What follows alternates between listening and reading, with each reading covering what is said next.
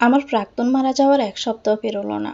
অথচ তোমরা দিব্যি ইমোশনাল ব্ল্যাকমেইল করে কেন আমার ঘাড়ে অন্য একজনকে চাপিয়ে দিলে মা? নিজেদের খুশিটাই শুধু দেখলে, আমারটা দেখলে না?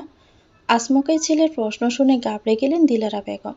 নতুন বউয়ের কাছে যাওয়ার আগে ছেলেকে মাঝপথে রুখে কটা ভালো-মন্দ পরামর্শ দিতে চেয়েছিলেন। কিন্তু ছেলে যে হঠাৎ করে এমন কথাবার্তা বলবে তার মাথায় ছিল না। তিনি জানেন ভুলটা তারই। তবুও ছেলেকে বোঝানোর জন্য আমতা করে কিছু বলতে যাবেন। এমন সময় পুনরায় স্বপ্নিল বলে ওঠে, তোমাদের কথা তাও বাদ দিলাম, কিন্তু ওই মেয়েটা, সেই বা কি করে সব জেনে শুনে এরকম একজনের সাথে সংসার করতে রাজি হয়ে গেল, যে কখনোই তাকে ভালোবাসতে পারবে না। বাবা, এখন এসব কথা থাক না, মাত্র তো তোর বিয়ে হয়েছে, কেউ শুনলে কি মনে করবে বল? তাছাড়া বউয়ের সামনে এগুলো বলিস না, বেচারি যে কিছুই।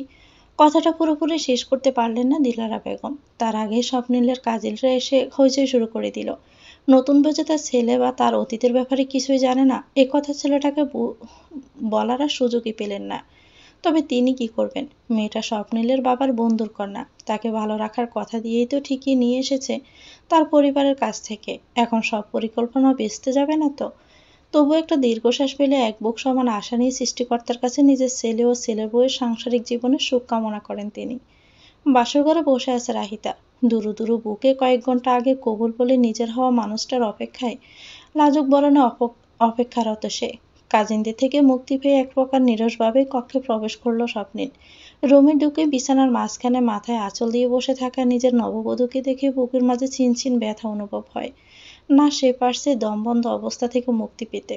উভয় সংকটে পড়ে এক প্রকার দিশেহারার মতোই কাপড় নিয়ে সোজা ওয়াশরুমে ঢুকে গেল। এদিকে স্বপ্নিলকে কোনো কথা না বলতে দেখে কিঞ্চিত অবাকই হলো রাহিতা। আপনার কি শরীর খারাপ রাখছে? ফ্রেশ হয়ে আসা মাত্রই রাহিতার মুখে এমন প্রশ্ন শুনে থেমে গেল স্বপ্নিল। সামান্য চমকে গেলেও প্রকাশ করলো না বাহির থেকে। উত্তর না দিয়ে চুপচাপে বিছানায় গিয়ে শুয়ে পড়তেই পুনরায় কানে এলো চিন্তিত রাহিতার নম্র কণ্ঠস্বর। শুনছেন? কথা বলছেন না কেন? আপনার কি খুব বেশি খারাপ লাগছে?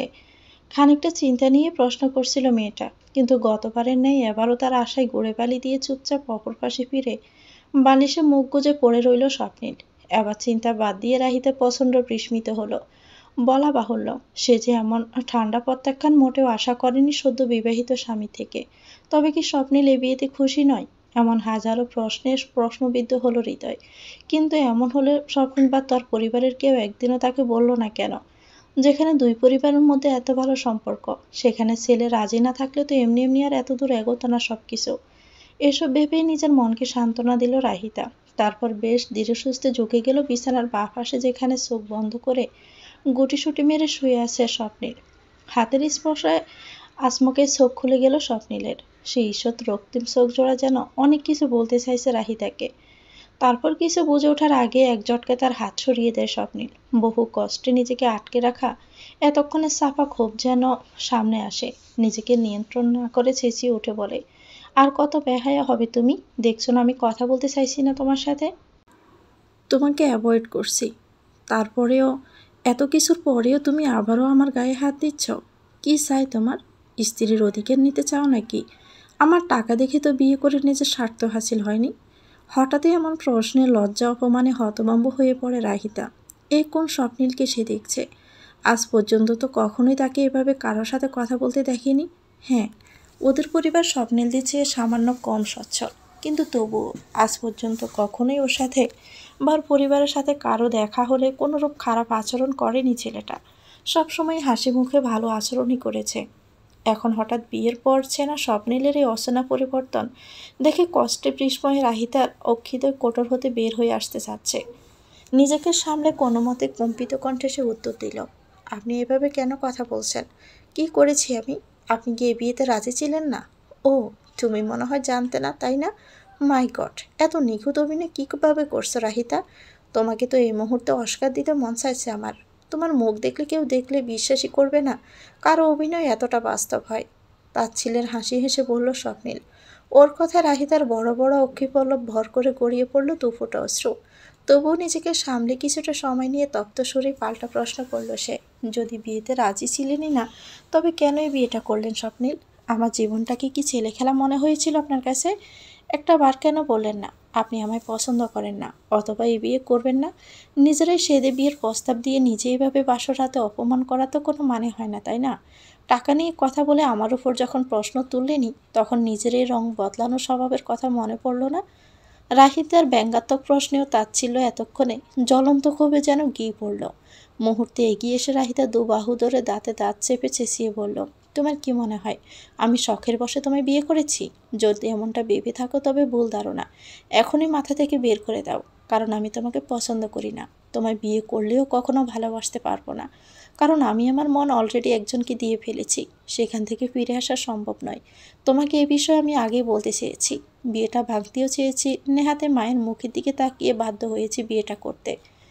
কিছুক্ষণ পর থেমে গিয়ে বলে, তুমি শুধু আমার নামের স্ত্রী, নিজেকে এর বেশি কিছুই ভাবার প্রয়োজন নেই, বুঝেছ?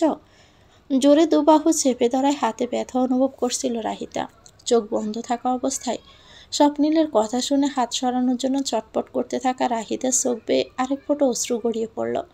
এতক্ষণ ক্রোধের বসে থাকলেও হঠাৎ সে বন্ধ চোখের টলমলের স্বচ্ছ অশ্রুজল দেখে স্বপ্নিলের ভেতর যেন কি হয়। হুট করে হাতের বন্ধন নিচ থেকে হালকা হয়। হাতের যন্ত্রণা থেকে মুক্তি পেলেও মনের যন্ত্রণা থামানো দায়। এ যেন সময়ের সাথে সাথে পাল্লা দিয়ে বেড়ে যাচ্ছে ক্ষণে ক্ষণে। রাহিতাকে ছেড়ে দিয়ে দুহাতে নিজের মাথা চেপে ধরে স্বপ্নিল। গার সমান চটা চুলগুলো খামচে ধরে নিজেকে সামলানোর ব্যর্থ চেষ্টা করে। একদিকে নিজের ক্ষতবিক্ষত মন, অন্যদিকে মায়ের সব দুটোই সামলাতে বিগত 7 দিন হিমশিমে খাচ্ছিল। জীবন কোথায় নিয়ে যাচ্ছে তাকে, কি হবে তার, সব মিলিয়ে ওর নিজেকে উন্মাদ মনে হচ্ছে। রাহিতা চুপচাপ বসে বসে দেখছিল স্বপ্নিলের কাণ্ড কারখানা। ঠান্ডা মাথায় ভেবেচিন্তে হুট করে বিছানা থেকে নেমে গেল সে। দরজা খোলার শব্দ হওয়ায় বন্ধ চোখজোড়া খুলে সেদিকে দৃষ্টি নিক্ষেপ করে স্বপ্নিল। দরজার কাছে রাহিতাকে দেখে সে নিজেও বিছানা থেকে উঠে দাঁড়ায়। সবে দরজা খুলে বাহিরে বের হওয়ার জন্য পায়ে গিয়েছিল রাহিতা। বেরোনোর আগ মুহূর্তে স্বপ্নিলের ভরাট গলার প্রশ্নে সে থমকে দাঁড়ায়। কোথায় যাচ্ছ? স্বপ্নিলকে এগিয়ে এসে প্রশ্ন করতে দেখে কিছুটা অবাক হলেও রাহিতা মাথা ঘামায় না। যেভাবে বেরিয়েছিল সেভাবেই যেতে যেতে বলে, যার কারণে আজ আমার যে দুজনের জীবনের এই অসম পরিণতি, তার কাছে যাচ্ছি। বনিতা করো না, তুমি তো সব জেনে শুনে বিয়ে করেছিলে না, তাহলে আবার হঠাৎ এই অসময় মায়ের কাছে কেন যাচ্ছ? আমায় বিয়ে করার আগে এটা মাথায় ছিল না? ফুঁসে উঠে বলে সে।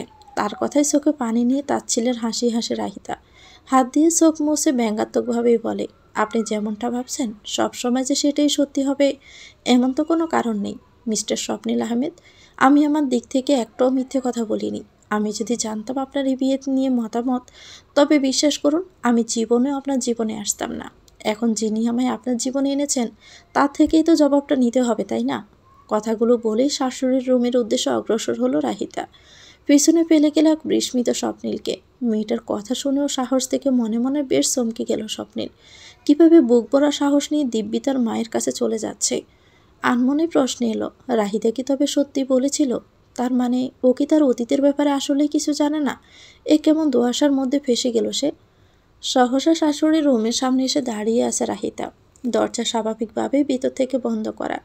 বিয়েবাড়ির চঞ্চল পরিবেশও এখন রাতের আধারে নিস্তব্ধতায় ঘেরা। এমন তো অবস্থায় কিছুটা বিচলিত হলো মেয়েটা।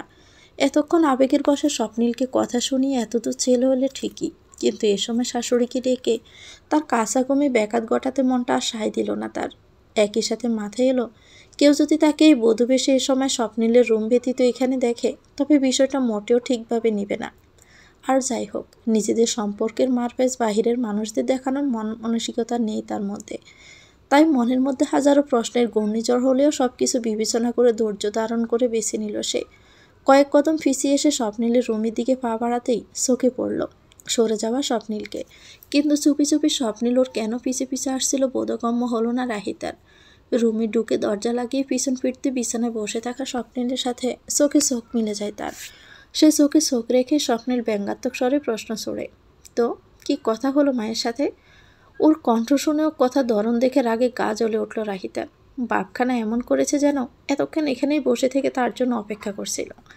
ক্ষিপ্ত রাহিতা দাঁতে দাঁত চেপে বলল, কেন? আপনি ঠিকমতো দেখতে পান না বুঝি? আমার পিছনে এত দূর এগিয়েও কি লাভ হলো যদি কিছু জানতেই না পারেন? ধরা পড়ে যাওয়ায় এতক্ষণে কৌতুকপূর্ণ ভাবভঙ্গি বদলে যায় স্বপ্নিলের। মেয়েটা তার মানে দেখেছে ওকে, আবার সেটা নিয়ে খোঁটাও দিচ্ছে। এ তো দেখা যায় ভালোই ফাজিল মেয়ে। মনে মনে এসব ভাবলেও কিছু বলতে গিয়ে শেষমেশ থেমে যায় স্বপ্নিল। বলা বাহুল্য, সারাদিন অনেক দখল গিয়েছে, শারীরিক মানসিক উভয় দিক দিয়েই। তাই এখন তর্ক না করে এনার্জি নষ্ট করার কোনো মানে হয় না। অন্ততই ফাজিল মেয়েটার সাথে তো নয়। মনে মনে ভেবেছে বিছানায় শরীর ছেড়ে দিয়ে চোখ বন্ধ করলো সে। স্বপ্নিল ঘুমাতে একটা দীর্ঘশ্বাস ফেলে লাগেজ থেকে ড্রেস বের করে চেঞ্জ হতে চলে যায়। তারপর ক্লান্ত শরীরে বিছানায় শুয়ে পড়ল তার পাশেই। সারাদিনের ব্যস্ততা শেষে একটা ঘুম এখন মন ও দুটোর প্রয়োজন। সকালবেলা দরজায় কড়া নাড়ার আওয়াজে ঘুম ভাঙে রাহিতার। গুমু গুমু চোখ জোড়া মেলে ঘড়ির দিকে তাকাতেই হুঁশ ফিরে আসে। সকাল প্রায় 9টা বাজছে। নতুন বউ প্রথম দিনে এত বেলা করে ঘুমাবে তা নিশ্চয়ই ভালো দেখা যায় না। পাশে তাকিয়ে দেখে স্বপ্নিল নেই। মনে মনে কষ্ট পেল রাহিতা। লোকটা নিজে উঠে চলে গেছে সকালবেলা, অথচ ওকে ডাকার প্রয়োজনও মনে করল না একটাবারও। কি এমন হতো ওকে ডেকে দিলে? কিন্তু পরক্ষণেই তার মনে হলো যে ছেলেটা তো তাকে এখনো মন থেকে বউ হিসেবে স্বীকারই করে না। সে কেন জেসে পড়ে তার সাথে কথা বলবে? স্বপ্নিলের কথা ভাবতে গত রাতের কথোপকথন পুনরায় মাথা ছাড়া দিয়ে উঠল রাহিতার। তবুও সেগুলোকে মনের মধ্যে চাপা দিয়ে দরজার কাছে গেল সে। দরজা খুলতেই চোখ পড়ল এক হাস্যোজ্জ্বল মেয়েকে, যে স্বপ্নিলের চাচাতো ভাইয়ের বউ, সাইমা। কাল বিয়েতে তার সাথে পরিচয় হয়েছে রাহিতার। তাকে দেখে রাহিতাও মুখে হাসি টেনে বলল, সরি ভাবি, উঠতে একটু লেট হলো। সবাই উঠে গেছে না? কখন যে এত বেলা হয়ে গেছে আমি টেরই পাইনি। আরে কোনো সমস্যা নেই পাগলি, বিয়ের প্রথম প্রথম এমন হয়। আমরাও তো সেই সময় পার করে এসেছি নাকি? বুঝতে পারছি তোমার অবস্থা। সাইমার রসিকতাপূর্ণ কথায় হাসবে না লজ্জা পাবে ঠিক বুঝে উঠতে পারল না রাহিতা। মনে মনে শুধু বলল, যদি তোমাদের মতো আমার বিয়েটা এতটা স্বাভাবিক বিয়ে হতো তাহলে হয়তো তোমার কথা ঠিকই হতো ভাবি। কিন্তু আমার বর্ষে আমার মন থেকে চাই না। চাপে পড়ে এসে বিয়ে করেছে আমাকে। কি গো, কি ভাবছো তুমি মনে মনে? আমার দেবরের কথা নাকি? সাইমার ডাকে মনে চিন্তা ভাবনা থেকে বেরিয়ে আসে রাহিতা। বিনিময়ে নম্র সুরেই বলে, হুম, ভাবছিলাম আমি কি এখন কি পরবো। শাড়ি তো পরতেই পারি না আমি, সবসময় মাই আমাকে পরিয়ে দিত। তুমি কি আমায় হেল্প করবে ভাবি? কেন নয়, অবশ্যই হেল্প করব। এই জন্যই তো এখানে আসা, নয়তো কি আর এমনি এমনি এসেছি। তুমি গোসল করে এসো, আমি শাড়ি পরিয়ে রেডি করে দিচ্ছি। তোমার শাশুড়ি মাই পাঠিয়ে দিলেন আমাকে। তার একমাত্র পুত্রবধূকে জাগিয়ে রেডি হয়ে নিচে নিয়ে যেতে বললেন। জানো, শাশি তোমায় ভীষণ ভালোবাসে। তুমি অনেক লাকি, সবার শাশুড়ি এমন হয় না। সাইমার কথায় বাহির থেকে হাসলেও ভিতরে ভিতরে কিছুটা তাচ্ছিল্যের হাসি হাসল রাহিদা। সে নিজেও জানে দিলারা বেগম তাকে ভালোবাসেন, কিন্তু তবুও তিনি স্বার্থপরের মতো তাকে পুরো সত্যটা না জানিয়ে এমন একটি সিদ্ধান্ত কীভাবে নিলেন তা বেশ ভাবাচ্ছে তাকে। যে করেই হোক আজ ওনার সাথে কথা বলতেই হবে তার। শুনতেই হবে সব কিছু, নয়তো সারাটা জীবন এভাবে সমঝোতা করে কিভাবে চলবে সে স্বপ্নিলের সাথে। নিজের এসব ভাবনার মাঝেও একটা জিনিস নজর এড়ালো না রাহিতার। তা হলো এতক্ষণ হাসি মুখে সব কথা বললেও শেষের কথাটা কিছুটা দুঃখের সাথেই বলল সাইমা। তার মুখাভঙ্গি দেখে কপালে ভাঁজ পড়ল রাহিতার। কিছু জিজ্ঞেস করবে তার আগে তাকে ঠেলে ঠুলে ওয়াশরুমে পাঠিয়ে দিল সাইমা। কোনো কিছুর বলার আর সুযোগই সে পেল না। মেরুন রঙের জামদানি পরে আয়নায় তাকিয়ে নিজেকে দেখছে রাহিতা। সাইমা তাকে শাড়ি পরিয়ে দিয়ে শাশুড়িটাকে নিচে চলে গেছে দ্রুত পায়ে। উজ্জ্বল ত্বকে মেরুন রং বেশ মানিয়েছে তার গায়ে। গোসল করে আসা ভেজা চুলে আয়নার সামনে শাড়ি পরিহিত রাহিতাকে সদ্য ফুটে ওঠা গোলাপের ন্যায় দেখাচ্ছে।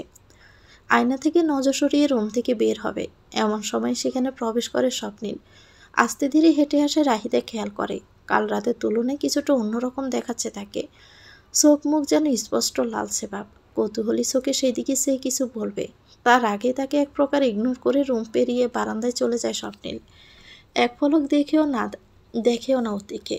এতে ভিতরে ভিতরে খানিকটা অভিমান জমলেও বাহিরে তা আর প্রকাশ না করে রুম থেকে বের হচ্ছিল সে। হঠাৎই কি মনে করে যেন বারান্দায় যেতে চোখ পড়ল। হাতে সিগারেট ধরে রাখা স্বপ্নিলকে। এক দৃষ্টিতে আকাশের দিকে সে বিষণ্ণ মনে দৌড়া ওড়াচ্ছে। এই উজ্জ্বল রোদেলা সকালেও তার চোখে মুখে স্পষ্ট আধার। স্বপ্নিলের এমন চেহারা দেখে খারাপ লাগার পাশাপাশি সামান্য অপরাধ বোধও হলো রাহিতার।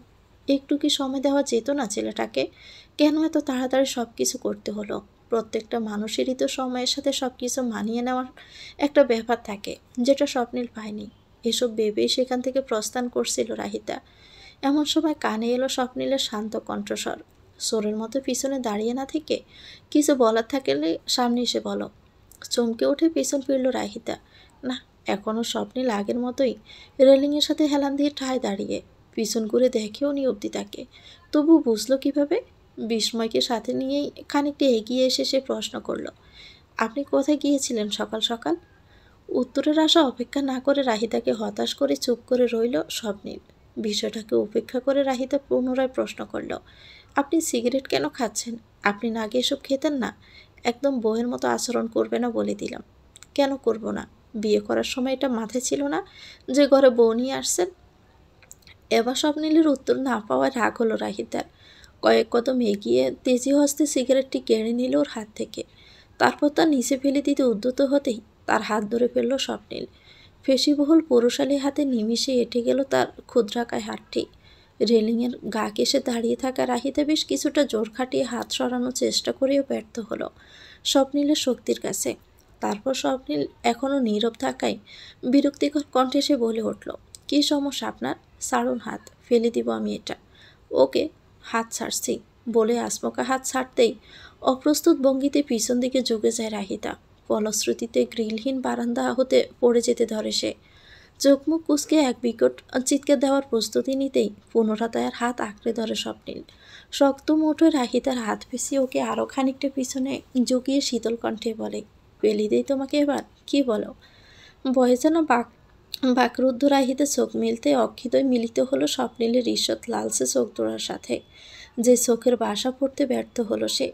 রাহিতাকে চুপ করতে দেখে স্বপ্নিলের হাতের বাঁধন খানিকটা ঝাঁকিয়ে ঠান্ডা গলায় আবারও বলল, চুপ কেন? এবার বলো, ফেলে দেই তোমাকে? ভয়ে চোখ মুখ কুঁচকে দৃঢ়কণ্ঠে রাহিতা জবাব দিল, যদি পারেন ফেলে দিন। তুমি কি মনে করেছ আমার মধ্যে সাহস নেই? আমায় চ্যালেঞ্জ করছো তুমি?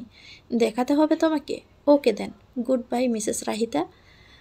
তীর্যক হেসে গটগট করে কথাগুলো বলেই হাতের বন্ধন ঢিলে করে দিল স্বপ্নিল।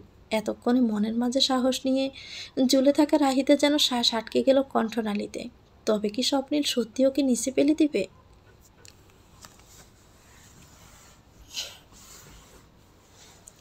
শান্ত পরিবেশ, নিশ্চুপ ভঙ্গিতে পিছনে ঝুঁকে আতঙ্কিত মুখে স্বপ্নিলের চোখের দিকে চেয়ে আছে রাহিতা, যে চোখে স্পষ্ট শূন্যতা বিরাজমান। হুট করে স্বপ্নিল হাত ছেড়ে দেওয়ার ভয়ে চোখ মুখ কুঁচকে ফেল রাহিতা। এই বুঝি পড়ে যাবে মনে হতে তৎক্ষণাৎ পুনরায় হাত চেপে ধরে স্বপ্নিল। তারপর চোখ খোলার আগে হ্যাঁচকা টানে আচমকায় তার বুকে এসে পড়ে রাহিতা। সব কিছু এতটাই আকস্মিকভাবে ঘটল যে ভয়ে বিস্মিতে হয়ে আছে মেয়েটা। অপরদিকে স্বপ্নিলকে এত কাছ থেকে অনুভব করতে পেরে এক অন্যরকম অনুভূতি হচ্ছে। স্বপ্নিলের বুকে মাথা রেখে সেভাবে তার হৃদস্পন্দন শোনার চেষ্টা করছিল সে। এরই মধ্যে তাকে বুক থেকে সরিয়ে দেয় স্বপ্নিল। দুহাতে বাহু চেপে ধরে সামান্য দূরত্ব সৃষ্টি করে দুজনের মাঝে। কেমন লাগলো? রসিকতামূলক প্রশ্ন করতে সরস্বকে অপর পাশ ফিরে রাহিতা। তাকে ভয় দেখানোর প্রচেষ্টা সফল হয়, এবার সে মজা নেবে।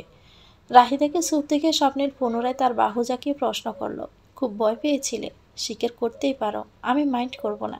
দূর, আপনি খুব একটা বাজে লোক। বিরক্তিকর কণ্ঠে কথাটা বলে স্বপ্নিলের থেকে নিজের হাত ছাড়িয়ে তাকে ধাক্কা দিয়ে সরিয়ে বারান্দা থেকে চলে যেতে যেতে বলল রাহিতা। পিছন ফিরলে সে দেখতে পেত স্বপ্নিলের ঠোঁটের কোণে এক সূক্ষ্ম হাসি। নিচে নামতে শাশুড়ি ও অন্যান্য আত্মীয়দের মুখোমুখি হলো রাহিতা। সবাই যেন ওর জন্যই অপেক্ষা করছে। সেভাবে হাসলো ওকে দেখে। বিনিময়ে সে ইতস্তত হেসে সকলের মাঝে গিয়ে বসলো। শুরু হলো নতুন বউকে দেখে প্রশংসা। একই সাথে তাকে খেপানো থেকে শুরু করে বিভিন্ন রকম হাসি ঠাট্টা। গল্পর পর্যায়ে জমে গেল আশা। বলা বাহুল্য, স্বপ্নিলের বাবা মারা গেছেন। ওর একটা একাদশে পড়ুয়া ছোট বোন আছে। পড়ালেখার পাশ চোকানোর আগে তার বাবা মারা যাওয়ায় ভার্সিটি শুরুতেই বাবার রেখে যাওয়া ব্যবসায় হাত দিতে হয় তাকে। এসব নিয়েই কথা হচ্ছিল। বেশিরভাগ আলোচনা স্বপ্নিলকে ঘিরে। তার কি পছন্দ অপছন্দ এসব রাহিতাকে জানানোর উদ্দেশ্যেই যে তার শাশুড়ি করছে, বুঝতে আর বাকি রইল না তার। একই সাথে রাহিতে এটাও বুঝলো, এত দ্রুত বাবাকে হারানোর পর থেকে মায়ের প্রতি এক আলাদা দুর্বলতা আছে স্বপ্নিলের। আর হয়তো যে কারণেই নিজের মনের ক্ষত শুকানোর আগেই সে মায়ের কথাই বিয়ে করতে রাজি হয়। আত্মীয়দের সাথে আলাপ আলোচনা শেষে রান্নাঘরে প্রবেশ করতে শাশুড়িকে সে জিজ্ঞেস করে, সরি আন্টি, উঠতে আমার দেরি হয়ে গেছে। আপনার হেল্প করতে পারলাম না সকালবেলা রান্নায়। ঠিক আছে, তবে তোমাকে এক শর্তে ক্ষমা করতে পারি, কিছুটা গম্ভীর মুখে বললেন দিলারা বেগম। শাশুড়ির এমন আচরণে কিছুটা অবাক হলো রাহিতা, তবুও স্বাভাবিক মুখে বলল, কী শর্ত আন্টি? আমাকে বলুন। আমি এখানে কারো আন্টি না। আমাকে এখন থেকে মা বলে ডাকলে তবেই মাফ করব, বুঝেছে বৌমা? হেসে কথাগুলো বলেন দিলারা বেগম। শাশুড়ির হাসি দেখে হেসে ফেলে রাহিতাও। তিনি যে ওর সাথে মজা করছিলেন এতক্ষণে বুঝে এলো তার। হাসতে হাসতে দিলারা বেগম বললেন, রান্না করতে পারিস না রাহি? জি মা, পারি টুকটাক। বেশ, আমার স্বপ্নিল কিন্তু বেশ ভোজন রসিক।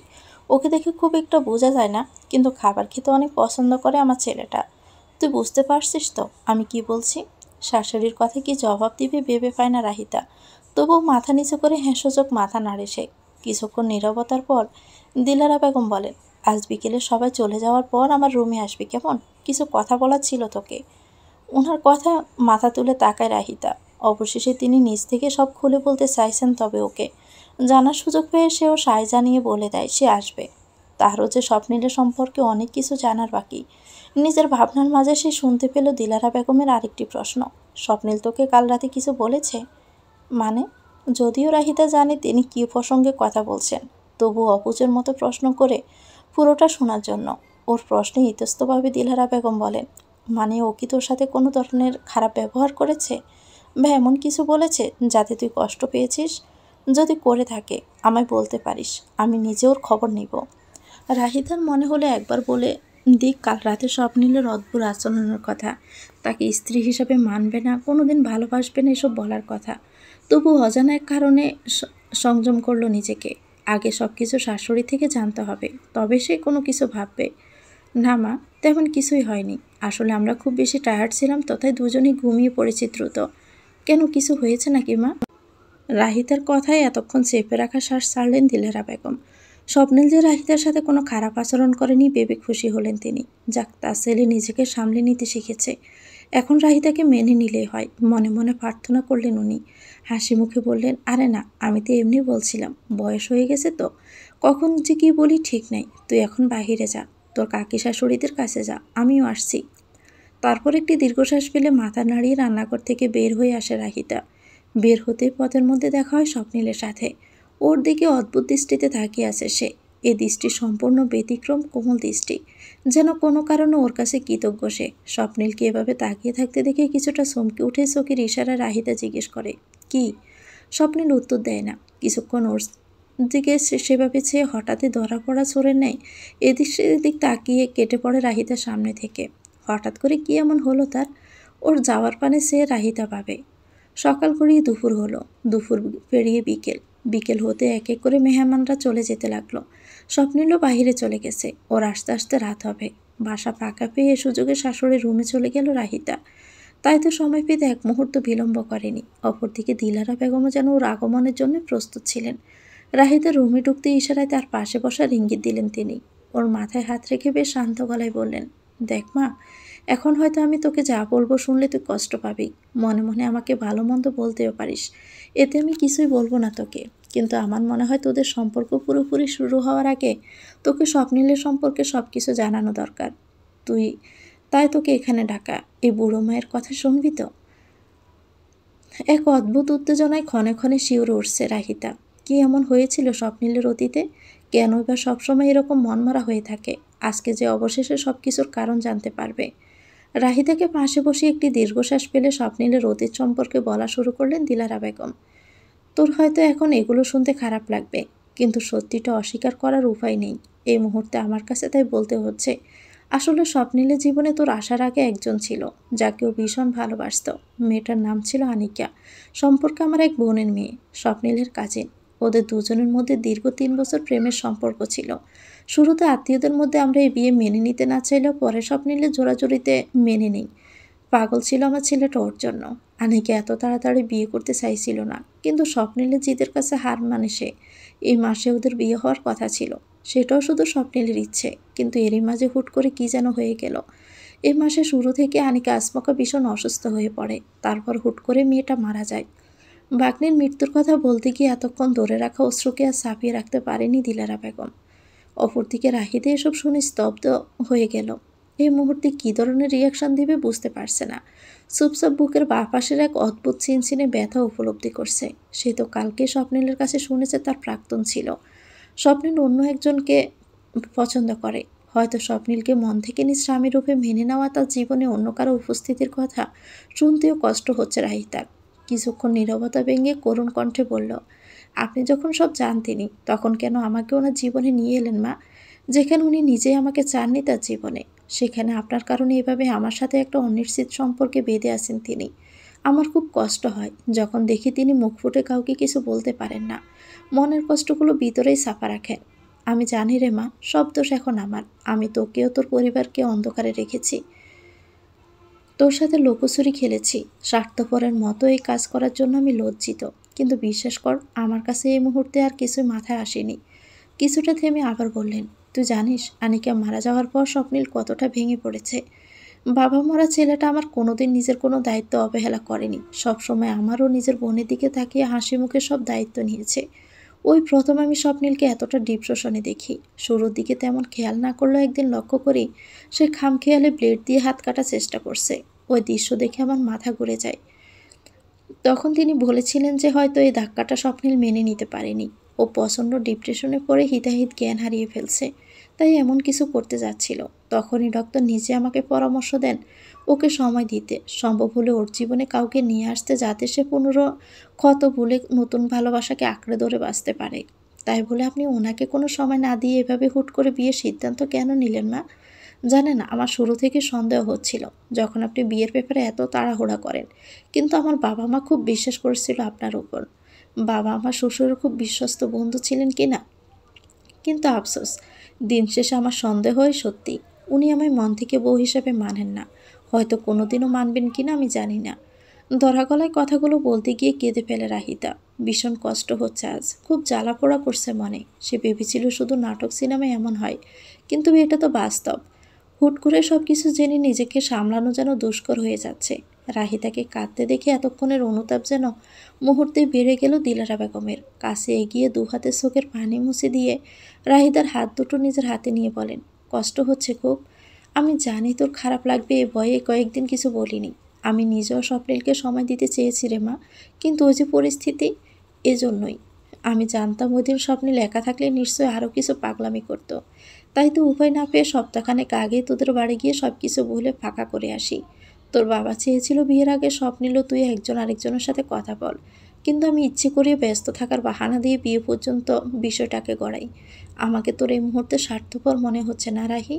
হয়তো আমার জায়গায় থাকলে বুঝতি নিজের ছেলেকে প্রতিনিয়ত ধুকে ধুকে মরতে দেখার কষ্ট কেমন। আমার তাদের সামনে দাঁড়াতেও ভীষণ লজ্জা লাগে। স্বপ্নিল আমায় বারবার বলছিল সব কিছু জানিয়ে তারপর বিয়ে ঠিক করতে। তোর বাবা বিয়েতে রাজি হতেন না এমনটা শুনলে, কিন্তু আমি তা করিনি। সবার অগোচরে নিজের ছেলের অন্ধকার জীবন আলোকিত করতে অন্যের মেয়েকে অন্ধকারে ঠেলে দিয়েছি। শাশুড়ির কথা তাচ্ছিল্য ভর করে রাহি তার মনে।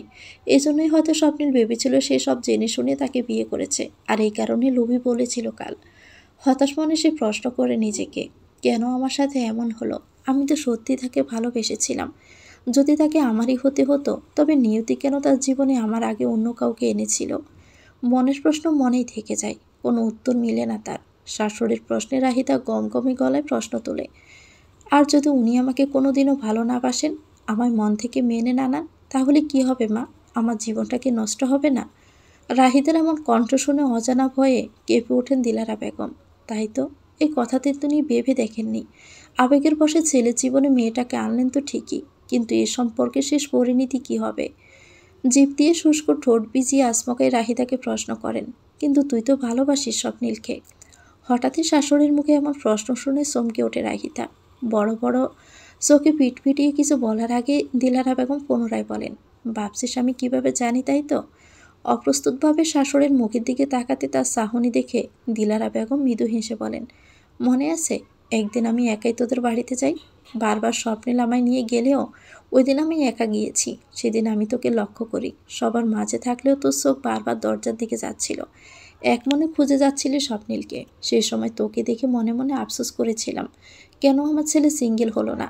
তোকে বারবার ছেলের বউ করার ইচ্ছে ছিল তার শ্বশুরের, কিন্তু আমার ছেলেটাই অন্য একজনকে মন দিয়ে বসেছে।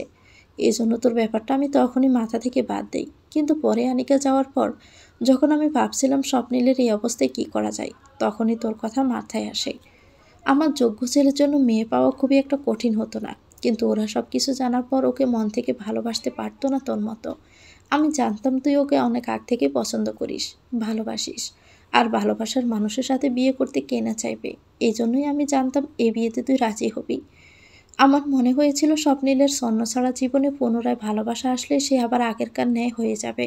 আমার বিশ্বাস একদিন তোদের সুখের সংসার হবে। আমি প্রতিটি মুনাজাতে এটাই প্রার্থনা করি, যাতে আমার ছেলে তোকে ভালোবাসে, তোর সংস্পর্শে নতুন করে বাঁচতে শিখে। চুপচাপ কথাগুলো শুনল রাহিতা, তবে কোনোরূপ অনুভূতি প্রকাশ করতে সক্ষম হলো না। রাহিতাকে নীরব দেখে মনের ভার হালকা হলো দিলারা বেগমের।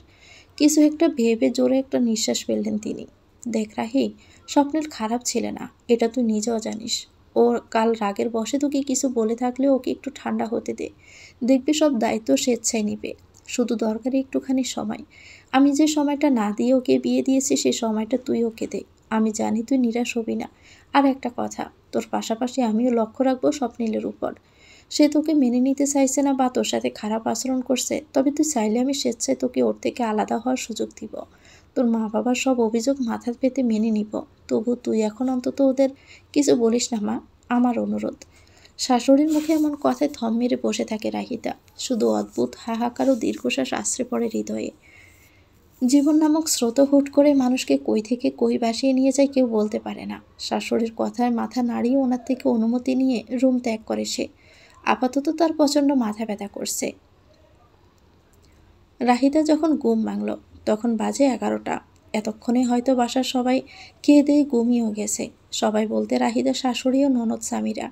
রাহিদা ডিনার করবে না আগেভাগে বলে দেওয়ায় তাকে ঘুম থেকে আর ডাকতে কেউ আসেনি। রুমে আশেপাশে তাকিয়ে দেখে স্বপ্নিল নেই। এত রাতেও ফিরনি কেন, অবাক হয়ে ভাবে সে। বিছানা থেকে উঠে এসব ভাবতে ভাবতেই পা বাড়ালো রুম থেকে বের হওয়ার জন্য।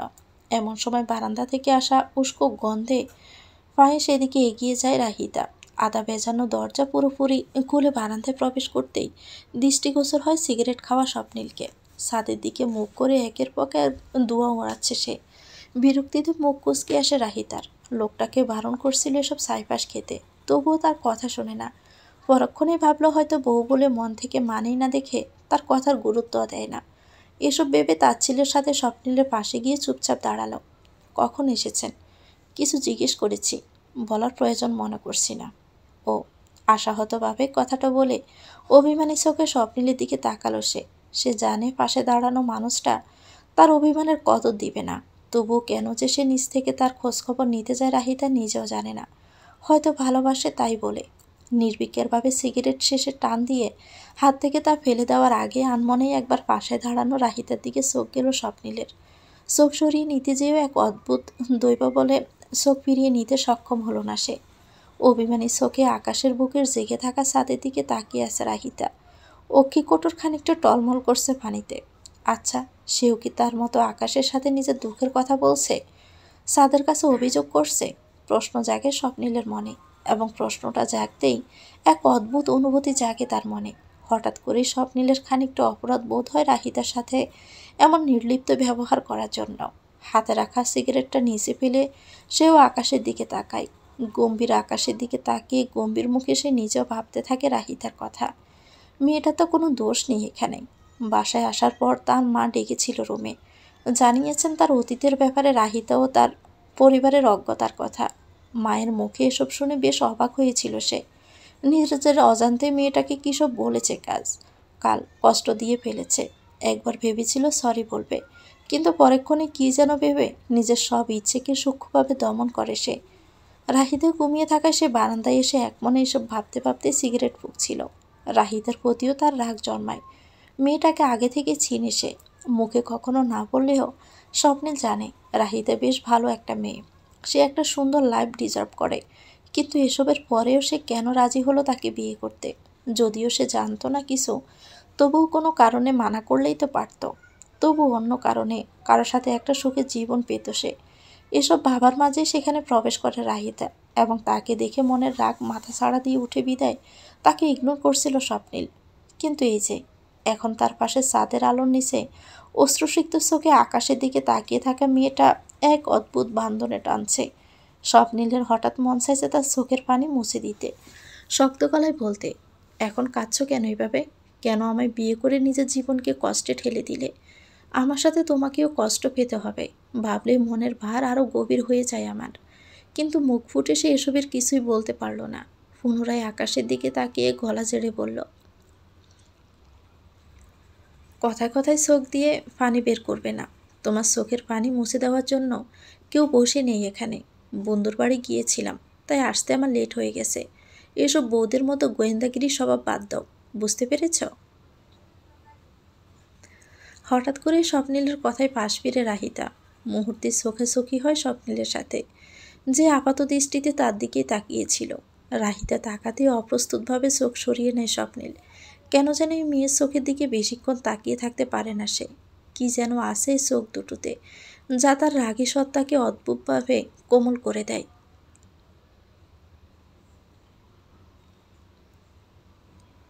পরদিন সকালে স্বপ্নীল অফিসে যাওয়ার জন্য রেডি হচ্ছে। যদিও আজ তার ছুটি ছিল, কিন্তু আজকাল বাসায় থাকলে তার দম বন্ধ লাগে। তাই কোনো বাহানা দিয়ে বাসা থেকে বেরোনোর কথা ভাবছিল সে। রেডি হওয়া শেষ করে আয়নায় এক পলক নিজের দিকে তাকালো স্বপ্নীল। তার মতো স্বাস্থ্য সচেতন ছেলেটার মাঝে বিগত কদিনই বেশ পরিবর্তন হলো। হৃষ্টপুষ্ট শরীরের যত্নের অভাবে বেশ শুকিয়ে গেছে। বহুদিন দাড়ি না কাটায় সেগুলো বেড়ে গেছে বেশ। এবার এক হাতে ব্যবসা সামলানো সে এভাবে দেবদাস হয়ে ঘুরছিল। তাতে ওর পিছে অফিসের অবস্থাও যে খুব একটা ভালো সেটার বলার মতো না। সব মিলিয়ে কয়েকদিনের মাঝে বিস্তর পার্থক্য এসেছে ওর জীবনে। নিজের জন্য না হলেও নিজের পরিবারের জন্য, মা বোনের জন্য হলেও নিজেকে ভালো রাখতে হবে। আয়নায় সে নিজ মনে এসব ভাবছিল স্বপ্নীল। হঠাৎই রুমের দরজা খোলার শব্দ কানে এলে পারফিউম লাগাতে লাগাতে সেদিকে তাকায়। নীল রঙের শাড়ি পরে হন্তদন্ত ভঙ্গিতে রুমে প্রবেশ করে রাহিতা। সাইড টেবিল থেকে এক হাতে ফোন নিয়ে অপর হাতে কপালের সামনে চুল আসা অবাধ্য চুল সরিয়ে দেয়। আচ্ছা, মেয়েটা কি জানে এই মুহূর্তে তাকে দেখতে কতটা বউ বউ লাগছে? বউ শব্দটা মাথায় আসতে টনক নড়ে স্বপ্নীলের। সে তো ভুলে গিয়েছিল তার একটা বউ আছে। রাহিতাকে দেখেই নিজেদের বিয়ের কথা পুনরায় মনে আসে। একই সাথে অজানা বিষাদে চেয়ে যায় মন। তার জন্মদাত্রী তার অজান্তে এমন এক কাজ করে ফেলেছে, যা এক অদ্ভুত দ্বিধাদ্বন্দ্বে ফেলেছে তাকে। না সে পারছে মেয়েটাকে দোষারোপ করতে, তাকে বউ হিসেবে অস্বীকার করতে, আর না পারছে এত তাড়াতাড়ি অতীতের তিক্ত স্মৃতি বলে রাহিতাকে মেনে নিতে। এ যেন উভয় সংকট। স্বপ্নীলের চিন্তার মাঝে রাহিতা প্রশ্ন করে, কোথাও যাচ্ছেন আপনি? হুম, ছোট্ট করে জবাব দেয় স্বপ্নীল। তবু পুরোপুরি প্রশ্নের উত্তর দেয় না। একবার ভেবেছিল জবাব দিবে না। পর মুহূর্তে কাল রাতে মেয়েটা সেই অশ্রুসিক্ত চোখ জোড়ার কথা মনে হয় নিজের মন পরিবর্তন করে। এতে অবশ্য নিজের উপর খানিকটা অবাকও হয়। এই যে এখনও সে সরাসরি রাহিতার দিকে তাকাতে পারছে না, কেননা মেয়েটার চোখে মুখে এক অদৃশ্য মায়া আছে, যা কিভাবে যেন স্বপ্নীলের রাগকে দমন করে। তাই তো তার কোনো রিস্ক নিতে চায় না স্বপ্নীল। এখন তার মতে মেয়ে মানেই মরীচিকা। প্রথমে ভালোবাসবে, তারপর একসাথে দুজনের বেঁচে থাকার আশা দেখাবে, তারপর শেষ মুহূর্তে এসে ছেড়ে চলে যাবে। তাচ্ছিল্য ভরে ভাবে সে। একই সাথে রাহিতাকে আর চোখে দেখে আর কিছু শোনার আগেই রুম ত্যাগ করে স্বপ্নীল।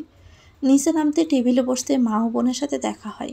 ছোট বোন সামিরা কলেজে যাওয়ার আগে ব্রেকফাস্ট করছিল। বাইকে দেখে মিষ্টি হাসি উপহার দিয়ে বলে, গুড মর্নিং ভাইয়া, অফিসে যাচ্ছ নাকি তুমি? হ্যাঁ। ও মা, তা কেন? বিয়ের পর বউকে রেখে এত তাড়াতাড়ি কেউ অফিসে যায়? মাত্রই গলা ভিজানোর জন্য পানি মুখে নিয়েছিল স্বপ্নীল। বোনের এমন কথায় পানি যেন গলায় আটকে গেল তার। সামান্য বিষম খেল সে। সে সময় নিচে নামলো রাহিতা নিজেও। চেয়ারে বসার আগে স্বপ্নীলকে কাশতে দেখে আস্তে করে উঠে গিয়ে ওর পিঠে হাত বুলিয়ে দেয়। স্বপ্নীল শান্ত হতে তাকে ছেড়ে দৃঢ় পায়ে পাশের চেয়ারে বসে পড়ে। আর চোখে সব কিছু পর্যবেক্ষণ করেন দিলারা বেগম। রাহিতা তার কথার মর্যাদা রাখছে, স্বপ্নীলের যত্ন নিচ্ছে, বিষয়টা হৃদয় ছুঁয়ে যায় তার। মেয়েটার প্রতি অসীম ভালোবাসায় ভরে ওঠে মন। এদিকে সব নিজেকে সামলিয়ে বোনের দিকে চোখ পাকিয়ে তীক্ষ্ণ কণ্ঠে স্বপ্নীল বলে, তোকে এসব কথা কে শিখিয়েছে? কলেজে উঠতে না উঠতে দেখি পেকে গেছিস। বড় ভাই হই আমি তোর, বেয়াদব। বাইরে থেকে ধমক খেয়ে ভয়ে তার মুখ দিয়ে কথা বের হয় না। আর কোনো কথা না বলে চুপচাপ মাথা নিচু করে খেয়ে যায়। তার ভাই আগে এমন ছিল না, ইদানিং একটু বেশি রাগ দেখায়। সবই আনিকার দোষ। ওর যাওয়ার পর থেকে তার ভাইয়ের এমন পরিবর্তন। মনে মনে এসব ভেবে ক্ষান্ত হয় সামিরা। তবুও নতুন ভাবির প্রতি তার ভালোবাসা জন্মে। রাহিতাকে আগে থেকে ভালো লাগতো তার। ওদের বাসায় গেলে দুজনে বান্ধবীদের মতো গল্প করত। তাই রাহিতাকে নিজের ভাবি হিসেবে বেজায় খুশি সে। পরিবেশ কিছুটা নীরব হতে হঠাৎ দিলারা বেগম বলে ওঠেন, আজ কেন অফিসে যাচ্ছিস তুই? বলেছিলাম না এই কয়েকদিন অফিসে না যেতে? এভাবে বললে তো আর হয় না মা। আমার অবর্তমানে সব কিছু কীভাবে চলছে, কর্মচারীরা ঠিকভাবে কাজ করছে কি না তা জানা আমার কর্তব্য। নিজে না গিয়ে সব কিছু দেখে না আসা পর্যন্ত আমার শান্তি হবে না। তাই বাধা দিও না আমায়। আমি জানি বাবা, তো যাওয়া জরুরি, তাই মানা করছি না তোকে। শুধু এজন্যই বলেছিলাম যে বেআইনরা ফোন দিয়েছিল আমায় সকালে। দুপুরে দাওয়াত দিয়েছেন তাদের বাসায়। আমাদের সাথে নতুন জামাই হিসাবে তো তোকেও যেতে হবে। সব বুঝেছি মা, কিন্তু আমার যেতে ইচ্ছে করছে না। কারণটা তুমিও জানো। আলগোছে কথাগুলো বলে ফুস করে এক দীর্ঘ নিঃশ্বাস ছাড়ল স্বপ্নের। ভালো লাগছে না তার কোনো কিছু। এরই মাঝে সামিরা ব্রেকফাস্ট শেষ করে হাত ধোয়ার জন্য উঠে যেতে ওর মা বলে ওঠে, দেখ বাবা, আমি জানি তোর হয়তো এখন কিছুটা অস্বস্তি লাগবে ওখানে যেতে, কিন্তু তোর মনে রাখতে হবে তুই এখন বিবাহিত। আমি তোকে যেভাবে রাজি করাই না কেন, তুই কিন্তু নিজ মুখে সজ্ঞানে রাহিকে কবুল বলে নিজের বউ হিসাবে স্বীকার করেছিস। তাই মেয়েটা এখন তোর দায়িত্ব। একই সাথে ওর বাড়ির প্রতিও তোর কিছু দায়িত্ব আছে, তাই না বাবা? মায়ের কথায় একবার পাশ ফিরে রাহিতার দিকে তাকালো স্বপ্নীল। সেও একইভাবে ওর মায়ের দিকে তাকিয়ে। এরই মাঝে দিলারা বেগমের একটা কথা বারবার মাথায় ঘুরপাক খেতে লাগলো স্বপ্নীলের। তুই নিজে মুখে সজ্ঞানে ওকে নিজের বউরূপে কবুল করেছিস, এটা অস্বীকার করার উপায় নেই। কি এমন ছিল যে সে কথায় জানে না? আনমনে মাথা নাড়িয়ে শ্বশুরবাড়ি যাওয়ার জন্য রাজি হয়ে যায়। মাকে জিজ্ঞেস করলো কখন যেতে হবে। দুপুরেই। একটু আগেই যাবনি না হয়, খাওয়ার সময় গেলে কেমন দেখায় না? তুই অফিসে গিয়ে দ্রুত পারিস, তাড়াতাড়ি চলে আসবি, কেমন?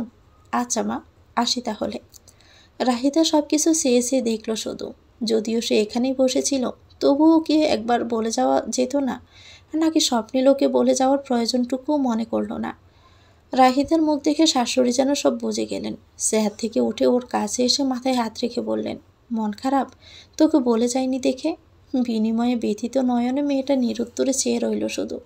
দিলারা বেগম আশ্বাস দিয়ে বললেন, আজ তোকে বলে যায়নি দেখে মন খারাপ করছিস, এরপর একদিন দেখবি তোকে না বলে কোথাও যেতেই পারছে না স্বপ্নীল। আমি জানি সেই দিন আসবে, শীঘ্রই আসবে। তুই শুধু একটু ধৈর্য ধর, হতাশ হোস না। ওর মাঝে পরিবর্তনের বীজ রোপণ হয়ে গেছে। শুধু তুই একটু একটু করে তার ভালোবাসার পানি দে। এরপর স্বপ্নীলের ভালোবাসার ফল শীঘ্রই ভোগ করবি তুই। তার কথায় রাহিতে কি বলবে ভেবে পেল না। এখন মিথ্যে আশ্বাস বাসা বাঁধতে চায় না মনে। সব কিছু কেমন যেন দায়সারা লাগছে তার কাছে। তবুও কিছু বলতে যাবে, এরই মাঝে সামিরা আসে সেখানে। তাদের দুজনকে দেখে একগাল হেসে বলে, একে একে কি গল্প হচ্ছে শাশুড়ি বৌমার? আমাকেও একটু বলো কেউ। তোর না কলেজের সময় পার হয়ে যাচ্ছে? স্বপ্নীল বাহিরে অপেক্ষা করছে, তোকে ড্রপ করে দিবে, জলদি যা। ওকে তাড়া দিয়ে বলে উঠলেন দিলারা বেগম। দ্রুত পায়ে দরজায় যেতে যেতে সামিরা আওয়াজ শুনল, ভালো কথা মনে করে দিয়েছ মা। তোমার ছেলের যে মেজাজ হয়েছে না আজকাল, দেখা যাচ্ছে এখন না গেলে আমায় রেখেই চলে যাবে ভাই। সামিরা চলে যেতে মুখ খুলে রাহিতা।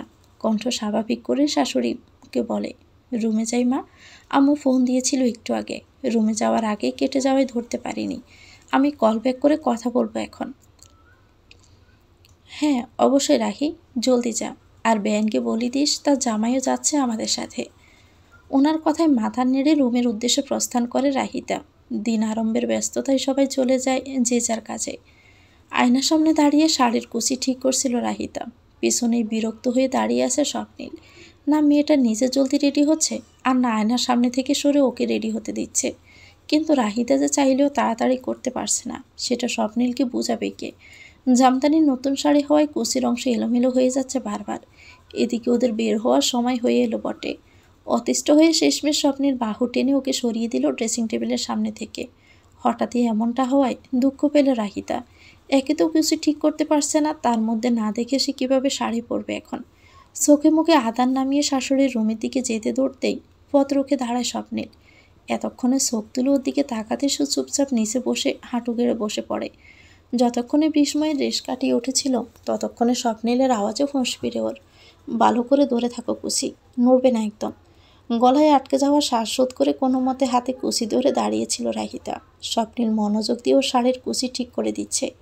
এই বিস্ময়ে যেন রেশ কাটিয়ে উঠতেই পারছে না সে। এখন যে কেউ এলে স্বপ্নীলকে দেখলে ভাববে ওদের মাঝে স্বাভাবিক সম্পর্ক বিদ্যমান। এই মুহূর্তে স্বপ্নীলকে নিজের অজান্তে পুরোদম্য স্বামীর মতো আচরণ করছে, তা কি সে জানে? নিজের ভাবনায় নিজে শিওরে ওঠে রাহিতা। খানিক বাদেও চিন্তা ভাবনার মাঝে কাজ শেষ করে ওর হাতের কুচি ঠিকভাবে ধরিয়ে দিয়ে স্বপ্নীল বলল, এটুকু কাজ ঠিকমতো করতে পারো না? নিজেরও সময় নষ্ট করলে, সাথে আমারও। ভালোভাবে শাড়ি পরতে না পারলে মায়ের কাছে যেতে। আয়নার সামনে দাঁড়িয়ে ডং করছিলে কেন? মেয়ে মানুষ মানেই ভেজাল, যত সব। গটগট করে এসব কথা বলে এক মনে আয়নায় তাকিয়ে ব্রাশ দিয়ে নিজের চুল হাঁচড়াতে লাগলো স্বপ্নীল। ওর কথাবার্তা এতক্ষণে কিছুটা স্বাভাবিক হয়েছে রাহিতা। জিভ দিয়ে শুকনো ঠোঁট ভিজিয়ে আসমকে বলে উঠল, শুনুন, একটা কথা বলার ছিল। হুম। আয়নায় তাকে একদিনে নিজ কাজ করতে করতে জবাব দিল স্বপ্নিল।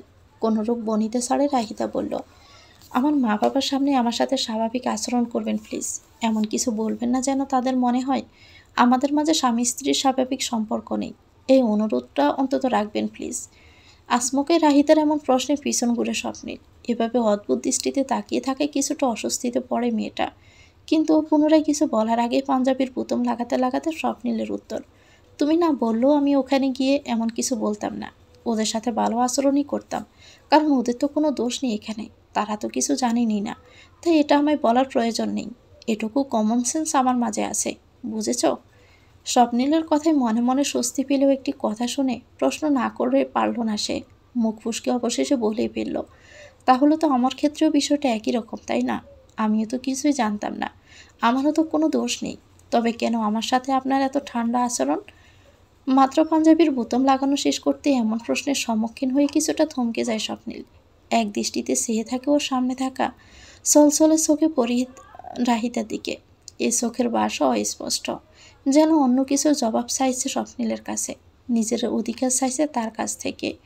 কিছুক্ষণ সে মায়াবী চোখে তাকিয়ে পলক সরিয়ে নেয় স্বপ্নিল। এ কেমন যন্ত্রণায় পড়ল সে। বেশ কিছুক্ষণ হলো পরিবেশ নীরব। কিছুক্ষণ আগে রাহিতার করা প্রশ্নটির কোনো সঠিক জবাব দিতে অক্ষম হয়ে স্বপ্নিল আপাতত নিরুত্তর থাকায় বেছে নিয়েছে। এই দুদিনে তার থেকে এরূপ প্রতিক্রিয়ায় অভ্যস্ত হয় রাহিতা মনক্ষুণ্ণ হলেই আবার সেটাকে বিশেষ পাত্তা দিল না। আচ্ছা ঠিক আছে, জবাব দিতে হবে না, এখন নিচে চলুন, মা অপেক্ষা করছে। এবার মাথা নাড়িয়ে তাতে সায় দিয়ে ওর পিছু পিছু নিচে নামলো স্বপ্নিল। মুখে প্রকাশ না করলেও মনে মনে তাকে উত্তর দিতে জোর না করায় রাহিতের প্রতি কৃতজ্ঞতা হলো সে। মেয়েটাকে বিয়ের আগে বেশ চঞ্চল মনে জানতো সে, অথচ সেই মেয়েটাই তার সাথে বিয়ের পর তার প্রতি এত ধৈর্যশীল আচরণ কিভাবে করছে। নিচে দাঁড়িয়ে আছেন দিলারা বেগম, তার পাশেই সেজেগুজে রেডি হয়ে আছে সামিরা। ওদের দুজনকে সিঁড়ি দিয়ে নামতে দেখে সে খুশিতে গদগদ হয়ে বলে, মাশাল্লাহ ভাইয়া ভাবি, তোমাদের কত সুন্দর লাগছে একসাথে, তার মধ্যে ম্যাচিং ড্রেস পরেছ, একদম কাপল কাপল লাগছে। সামিরার কথায় কিছুটা চমকে একবার নিজের দিকে আরেকবার পাশে দাঁড়ানো রাহিতার দিকে তাকায় স্বপ্নিল। তার নীল রঙা পাঞ্জাবির সাথে আকাশি রঙা শাড়ি পরিহিত রাহিতাকে আসলেই মানিয়েছে। এতক্ষণ তো বিষয়টা খেয়ালই করেনি। অবশ্য খেয়াল করবে কিভাবে, নিজের বউকে ঠিক মাপে কখনো লক্ষ্যই করে না সে। আনমনে কথাগুলো ভাবতে ভাবতে স্বপ্নিল খেয়াল করে রাহিতা পাশ ফিরেছে। যেই না চোখে চোখ পড়বে ওই মুহূর্তে বরাবরের ন্যায় হুট করে চোখ ফিরিয়ে নেয় স্বপ্নিল। ভাবখানা এমন যে মেয়েটাকে বুঝতে দিবে না যে তার দিকে তাকিয়েছিল। হয়েছে তোদের, সবাই রেডি থাকলে আমরা বের হয়ে চল, বেশ দেরি হয়ে গেছে এতক্ষণে, বেহাই সাহেবরা অপেক্ষা করছেন হয়তোবা। দিলারা বেগমের কথায় তার দিকে তাকায় সবাই। হ্যাঁ, সবাই রেডি, আমরা এখনই বের হব, আমি গাড়ি বের করে নিয়ে আসছি। কথাটি বলে বের হলো স্বপ্নিল। দিলারা বেগমও কাজের মানুষকে বাসা দেখতে বলে রাহিতা সামিরাকে নিয়ে বের হলেন বাসা থেকে। উদ্দেশ্য এখন রাহিতার বাপের বাড়ি। শ্বশুরবাড়ি পৌঁছাতে জামাই আদর শুরু হয়ে গেল স্বপ্নিলের। শ্বশুর শাশুড়ি থেকে শুরু করে রাহিতার বড় ভাই ছোট বোন কেউ বাদ নিয়ে আপ্যায়ন করায়। হরেক রকম ভোজনের আয়োজনের সাথে অন্যান্য আপ্যায়নের কমতি নেই। এ বাসার সবার তার প্রতি এত যত্ন দেখে, এত ভালোবাসা দেখে অস্বস্তিতে পড়ে যায় ছেলেটা। নিজে থেকে মেয়েকে ভালো রাখার দায়িত্ব নিতে পারছে না, অথচ তারা তো জানেই না তাদের পিছনে তাদের মেয়ের সাথে কীরূপ ঠান্ডা আচরণ করছে সে। এরপর ড্রয়িং রুমে বসে যখন গল্পের আসরে বসেছিল তাদের রাহিতার বাপের বাড়ির লোকজনের সাথে, তাদের কথার মাঝে রাহিতার ফোন আসায় সে উঠে চলে যায় রুমের বাহিরে। বেশ কদিন দেখা হয়ে যাওয়ায় ওর ভার্সিটির বান্ধবী ফোন দিয়েছে। বান্ধবীর সাথে কথা শেষ করে পেছন ঘুরতে বাবাকে ওর পিছনে দাঁড়িয়ে থাকতে দেখে অবাক হয়ে যায় রাহিতা। হাসি মুখে জিজ্ঞেস করে, কি ব্যাপার বাবা, তুমিও চলে এলে যে? এমনি দেখতে এসেছিলাম আমার মেয়ে কি করে। বান্ধবী ফোন দিয়েছিল তোর? হ্যাঁ বাবা, রিমি ফোন দিয়েছিল, অনেকদিন ভার্সিটিতে যায়নি তো, তাই ওকে বলেছিলাম আমি নোটস দিতে, সে ব্যাপারেই কথা বলতে ফোন দিয়েছিল। ও আচ্ছা রাহি, একটা কথা জিজ্ঞেস করি। কি কথা বাবা, প্রশ্ন করছো কেন? তুমি আমায় সরাসরি বলতে পারো। বাবার প্রশ্নে খানিকটা ঘাবড়ে গেল, মুখভঙ্গি স্বাভাবিক রেখে নির্বিকারভাবে উত্তর দেয় রাহিতা। মেয়ের দিকে এক পলক তাকিয়ে ওর হাতে ধরা ওর বাবা হঠাৎ করে প্রশ্ন করলেন, তুই কি সত্যি এ বিয়েতে খুশি তো? স্বপ্নিল তোকে ভালো রাখছে মা? তোর কোনো সমস্যা হচ্ছে না তো? আসমকায় বাবার এমন প্রশ্নে খানিকটা ইতস্ত বোধ করে রাহিতা। হঠাৎই এমন প্রশ্ন করছো কেন? উনি কি কোনোভাবে কোনো কিছু সন্দেহ করে ফেললেন না তো? তবুও দমে গেল না রাহিতা। নিজেকে যতটা সম্ভব স্বাভাবিক রাখার চেষ্টা করলো। কেননা তার পরিবার এখনিও তার স্বপ্নিলের ব্যাপারে কিছু না জানুক, সে এটা চায় না। তার উপর এখন স্বপ্নিলের ব্যাপারে সব বলে দিলে ওর প্রতি দৃষ্টিভঙ্গি বদলে যাবে। এই দুই পরিবারের মাঝে অশান্তি হবে। একই সাথে মাথায় আসে শাশুড়ির অনুরোধ। সব মিলিয়ে এখন বাবাকে স্বপ্নিল সম্পর্কে কোনো কিছু বলতে মন সায় দিল না। তাই তো চাহনিতে বিস্ময় মিশিয়ে অবাক করে বাবাকে বলল, আমি ওনার সাথে ভালো আছি বাবা। হঠাৎ করে এমন প্রশ্ন করছো কেন? না রে মা, মেয়ের বাবা হয়তো চিন্তা হওয়াটা স্বাভাবিক, তুই বুঝবি না। আমি জানি স্বপ্নিল ভালো ছেলে, অনেক আগে থেকে দেখে আসছি তো ওকে। নিজের বন্ধু ছেলে বলে বলছি না। ও যে সব দায়িত্বের প্রতি ভীষণ যত্নশীল তা আমি ভালো করেই জানি। এজন্যই তোকে ওর হাতে তুলে দিয়েছি। কিন্তু তাও মনের শান্তির জন্য তোকে জিজ্ঞেস করলাম, কিছু মনে করিস না? ও, কোনো সমস্যা নেই বাবা, আমি কিছু মনে করিনি। ওই বাসার সবাই আমায় ভালোবাসে, আমি ভালোই আছি ওখানে। বাবাকে জড়িয়ে ধরে অশ্রু লুকিয়ে ফেলল রাহিতা। জীবন তাকে কেমন পরীক্ষায় ফেলছে সে নিজেও জানে না। এভাবে আর কতদিন চলবে কোনোটাই নিশ্চিত নয়। তবুও তার নিয়তি এভাবেই চলতে হবে। এসব ভেবে বাবাকে ছেড়ে পুনরায় ড্রয়িং রুমের দিকে ফিরে চলল সে। বাবা মেয়ের এই দৃশ্যের নীরব সাক্ষী ছিল স্বপ্নিল। পানি খাওয়ার জন্য রুম ছেড়ে এদিকে আসছিল সে। বাবা মেয়েকে দেখে অন্যদিকে পা বাড়ানোর আগে হঠাৎই নিজের শ্বশুরমশাইয়ের মুখে এমন প্রশ্ন শুনে থমকে যায়। কারো কথা চুপিসারে শোনার অভ্যাস না থাকলেও এক্ষেত্রে সে শুনতে বাধ্য হয়। পা জোড়া নিচ থেকে থেমে যাওয়ায় নীরবে শ্রবণ করে সব কিছু। বিস্ময়ের কারণ সুযোগ থাকা সত্ত্বেও কেন রাহিতা তার পরিবারকে সব বলছে না? অপরাধবোধের কারণ সে নিজেই। যে পরিবার তার প্রতি এত বিশ্বাস করে, যে মেয়েটা তার অনুপস্থিতিতে তার সম্মান রক্ষা করছে, তাকে যে চেয়েও ভালো রাখতে পারছে না সে। আর ক্ষোভের কারণটা অজানা। সে চাইছিল রাহিতা সব কিছু বলে ওর থেকে মুক্তি পাক। কিন্তু মেয়েটা কেন নিজেই ভালো বুঝছে না, এটাই স্বপ্নিলের প্রশ্ন। পা গড়িয়ে অন্যদিকে যাওয়ার আগে শ্বশুরের ডাকে থেমে যায়। পিছন ঘুরতে হাস্যোজ্জ্বল রাহিতার বাবাকে দেখে সে নিজেও সৌজন্যমূলক হাসে। এরই মাঝে তার দিকে এগিয়ে তার কাঁধ চাপড়ে রাহিতার বাবা বলে, আমার মেয়েটাকে এভাবে আজীবন ভালো রেখে বাবা। ওর উপর দিয়ে একটু চঞ্চল হলেও ভিতরে খুব নরম। ওকে কখনো কষ্ট দিও না। শ্বশুরের এমন কোমল কণ্ঠে খানিকটা বিচলিত বোধ করে স্বপ্নিল। জোরপূর্বক হাসি মুখে ফুটিয়ে বলে, আপনি চিন্তা করবেন না আঙ্কেল, আমি সবসময় ওর খেয়াল রাখার চেষ্টা করব। কিন্তু আঙ্কেল। কিসের হ্যাঁ? আমি এখন তোমার বাবা হই, কিন্তু বাবা বলে ডাকবে আমায়। জি বাবা, ঠিক আছে। এভাবে কেটে গেল কিছু সময়। তখন শ্বশুরকে এক প্রকার মিথ্যে আশ্বাস দিয়ে কেটে পড়লেও খানিকক্ষণ বাদে শরীর খারাপ লাগার বাহানা দিয়ে সবাইকে নিয়ে বাসায় চলে আসে স্বপ্নিল। তবে তার বাসায় আসার ব্যাপারটা সকলের অজানা থেকে গেল। ঠিক এমন সময় তার সামনে এসে দাঁড়ায় স্বপ্নিল। হঠাৎ এভাবে তাকে দাঁড়াতে দেখে ব্রুকুসকে তাকায় রাহিতা। তবু কিছু না বলে পাশ কেটে চলে যেতে বাধা দেয় স্বপ্নিল। এক মুহূর্তে সে হাতের দিকে তাকিয়ে হাত ছাড়াতে উদ্যত হতে আরেকটু বল প্রয়োগ করে ওকে আসমুখে দরজার সাথে চেপে ধরে। হঠাৎই ছেলেটার এমন উদ্ভুত আচরণে অবাক হলেও প্রকাশ করে না রাহিতা। কী সমস্যা? এমন করছেন কেন? সমস্যা আমার নাকি তোমার? আমিও বুঝতে পারছি না। বোঝা আমার। আপনি তো নাটকে রাখলেন আমায় হুট করে, আবার জিজ্ঞেস করছেন আমার সমস্যা কী। বলছি বেশি আদর যত্ন পেয়ে মাথায় কি উল্টাপাল্টা হয়ে গেছে নাকি? এবার রাহিতার কথায় এতক্ষণে সাফা ক্ষোভে ভাটা পড়ে স্বপ্নিলের। নিজেকে আর সামলাতে পারে না। আসমুখে ধমকে শুরু বলে ওঠে, ও রিয়েলি? আমার মাথা নষ্ট নাকি তোমার, সেটা আমি বুঝতে পারছি না। তখন কেন তোমার বাবাকে বললে না সব কিছু? তিনি যখন জিজ্ঞেস করলেনি তখন তো সুযোগ ছিল তোমার কাছে আমার থেকে মুক্তি পাওয়ার। তবে কেন বললে না তাকে যে আমার সাথে সুখী নেই তুমি? হ্যাঁ, জবাব দাও, এমন নাটক করছো কেন? এবার স্বপ্নিলের এমন আচরণে মানে বুঝতে পারে রাহিতা। অবাক হয়ে প্রশ্ন করে, আপনি সব শুনছিলেন? ওনার কথা শুনতে হয় না আপনি জানেন না? এবার রাহিতার কথায় মুখ অন্যদিকে ঘুরিয়ে নেয় স্বপ্নিল। সামান্য কেশে তীক্ষ্ণ স্বরে বলে, আমি ইচ্ছে করে শুনতে যাইনি বুঝছো। পানি খেতে গিয়েছিলাম তখন কানে আসে কথাগুলো। কিন্তু জীবনে তোমাকে সুযোগ দিচ্ছে আমার থেকে দূরে যাওয়ার, তবে কেন তুমি সেই সুযোগ নিচ্ছ না আমি এটাই বুঝতে পারছি না। তোমার সামনে এখনো পুরো জীবন পড়ে আছে। তুমি চাইলেই অনাকাঙ্ক্ষিত সম্পর্ক থেকে মুক্তি নিয়ে চলে যেতে পারো। যে সম্পর্কের কোনো নিশ্চিত ভবিষ্যৎ নেই সে সম্পর্কে কেন থাকতে চাইছো আমায় বলো? পাগলেও নিজের ভালো বোঝে, আর তুমি কিনা জেনে শুনে নিজের লাইফের সাথে এমন করছো। হোয়াই? Answer me. মনোযোগ সহকারে স্বপ্নিলের প্রতিটা কথা শুনে রাহিতা। সব কিছু বুঝেও রাহিতা এক দীর্ঘশ্বাস পেলে। মন চাইছে ওকে শক্তভাবে জড়িয়ে ধরতে, খুব করে বলতে, আমি আপনাকে ভালোবাসি। কিন্তু শব্দ জেনে শুনেও একটা সুযোগ দিতে চাই আপনাকে, আপনার সাথে আমার এই সম্পর্ককে। মন বিনিময় করতে চাই আপনার সাথে, কিন্তু মনের কথা মুখ ফুটে বেরোলো না। রাহিতা সেও কিছু বলতে পারল না স্বপ্নীলকে। বিষণ্ণ স্বরে চোখ তুলে এক পলক স্বপ্নীলের দিকে তাকালো। ওর প্রশ্নবোধক চাহনিকে লক্ষ্য করে প্রশ্ন করলো, দূরে যাওয়ার হলে কেন নিয়তি আপনাকে আমার কাছে নিয়ে আসলো? কিছু তো কারণ অবশ্যই আছে, তাই না? হয়তো সে উত্তর না জানা পর্যন্ত মুক্তি মিলছে না আপনার আমার থেকে। মানিয়ে নিন। এ কথার পিঠে কিছু বলার ভাষা খুঁজে পায় না স্বপ্নীল। মেয়েটার শান্ত নিস্তেজ কণ্ঠস্বর এক অদ্ভুত ঝড় তুলে তার বক্ষ পিঞ্জিরায়। আনমনে সেভাবে রাহিতার মাঝে কিছু একটা আছে যা সে সেও কখনো ইগনোর করতে পারে না। আর রাহিতার মতো সেও যে নিয়তির কাছে জবাব চাই, কেন ভাগ্য তার ছন্ন ছাড়া জীবনকে নিয়ে এসেছে মেয়েটাকে। সময় ও স্রোত কারোর জন্য থেমে থাকে না, কেটে যায় চোখের পলকে। হলো ঠিক তাই।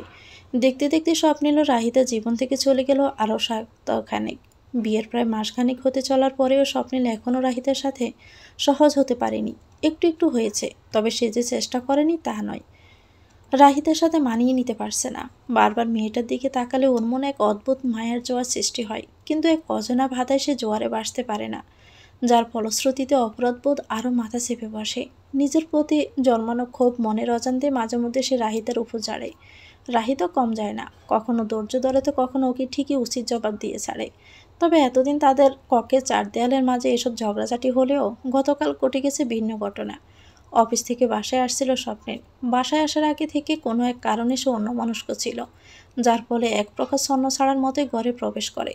কিন্তু দুর্ভাগ্যবশত বাড়ি এসে ওই রাগ ঝেড়ে পেলে রাহিতার ওপর। সে তো ভালো মনে এসেছিল ক্লান্ত স্বপ্নিলকে ছা দিতে, কিন্তু উল্টো তাকে এভাবে স্বপ্নিলের রাগের শিকার হতে হবে ভাবতে পারেনি। আজ স্বপ্নিলের রাগটা একটু বেশি ছিল, যার কারণে নিজেকে নিয়ন্ত্রণ করার আগে এক ঝটকা রাহিতার হাত সরিয়ে দেয়। কিছু বুঝে ওঠার আগেই কাপ উল্টে চা পড়ে যায় রাহিতার হাতে। হঠাৎই এমন আক্রমণে ব্যথায় কুঁকড়ে ওঠে মেয়েটা। কিন্তু স্বপ্নিল আজ নিজের হুঁশে নেই, কি করছে কিছুই জানে না। সেভাবে ইগনোর করে উঠে চলে গেল সেখান থেকে, যেন কোনো দিকেই কোনো ধ্যান জ্ঞান নেই আজ। স্তম্ভিত রাহিতা কিছু বলারও ভাষা পেল না। এতদিন তো কখনো স্বপ্নিল এমন আচরণ করেনি, কোনোভাবেই আঘাত করেনি তাকে। তবে কেন আজ তাকে ভুলবশত ব্যথা দিয়ে সেটা না দেখেই চলে গেল? ওর ভালো থাকা না থাকায় কি তবে কোনো কিছু যায় আসে না? দুর্বিষহ মনে ভাবতে থাকে রাহিতা। বেচারির এমনিতে আজ মন খারাপ ছিল সকাল থেকে, তার মধ্যে হুট করে কোনো কারণ ছাড়াই স্বপ্নিলের এমন আচরণ। মনের কষ্টগুলো আর মনে ঢুকিয়ে রাখার ইচ্ছে হলো না। হাতে কোনো প্রকার মলম বা কিছু না লাগিয়ে নির্জন কক্ষের মেঝেতে বসে হঠাৎই হু হু করে কেঁদে উঠল। আজ চোখের পানিগুলো যেন বাধা মানছে না। ঠিক এমন সময় ওকে অবাক করে দিয়ে রুমে প্রবেশ করলো সামিরা। হাস্যোজ্জ্বল সে দরজা খুলে পেয়ে হেলে দুলে রুমে ঢুকে রাহিতাকে এইভাবে কাঁদতে দেখে বিস্ময়ে চোড়ায় পচে গেল। এক ছুটে এগিয়ে এসে পাশে বসে পড়ল রাহিতার। জিজ্ঞেস করলো, ভাবি কি হয়েছে তোমার? কাঁদছো কেন এভাবে? আচমকাই ননদকে এ সময় রুমে দেখে বিস্ময়ে বাক রুদ্ধ রাহিতা কাঁদতে ভুলে গেল কিছুক্ষণের জন্য। বহু কষ্টে নিজেকে থামিয়ে আমতা আমতা করে বলল, তুমি এখানে? আসলে হাতে ছাপ পড়েছে তো তাই কাঁদছিলাম ব্যথায়। হাতের ব্যথাকে অজুহাত করে বোনের সামনে ভাইয়ের খারাপ আচরণের কথা লুকালো সে, কিন্তু এতেও কাজ হলো না। বরাবরই চঞ্চল সামিরাকে অত্যন্ত শান্ত দেখাচ্ছে।